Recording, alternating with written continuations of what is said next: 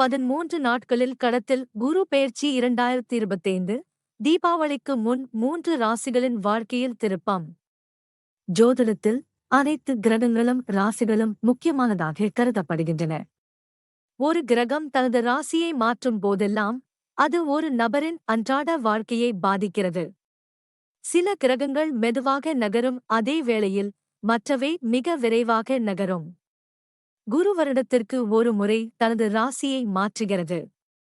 இந்த ஆண்டு குரு மே 14ஆம் தேதி மிதுன ராசியில் பெயரச்சு அடைந்தார். இப்போது அக்டோபர் 18ஆம் தேதி மீண்டும் தனது ராசியை மாற்ற உள்ளது.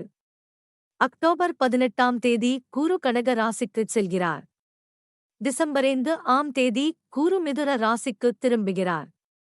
குரு கடக ராசிக்குச் செல்வதால் 3 ராசிக்காரர்களுக்கு எச்சரிக்கையாக இருக்க வேண்டும். உங்கள் வாழ்க்கையில் பெரிய மாற்றங்கள் எதிர்பார்க்கப்படலாம். ரிஷபம், குருவின் பெயர்ச்சியால் ரிஷப ராசிக்காரர்கள் நிதி சிக்கல்களை சந்திக்க நேரிடும். உங்கள் நிதி நிலைமை மோசமடையக்கூடும். ஒருவருடன் பழகும்போது எச்சரிக்கையாக இருங்கள்.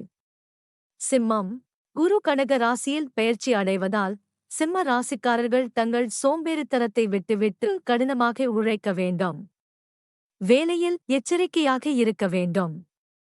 இந்த நேரத்தில் கடன் வாங்குவதையோ அல்லது கடன் கொடுப்பதையோ தவிர்க்க வேண்டும்.